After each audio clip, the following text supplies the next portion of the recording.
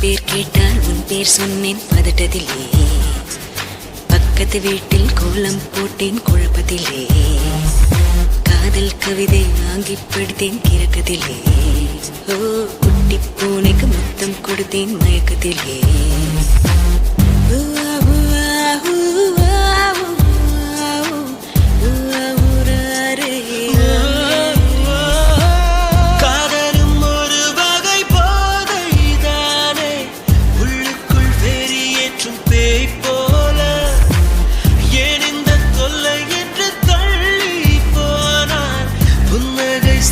கொஞ்சம் தாய் போல உடல் கொதித்ததே, உயிர் மிதந்ததே, ஐயோ அது எனக்கு பிடித்ததடா.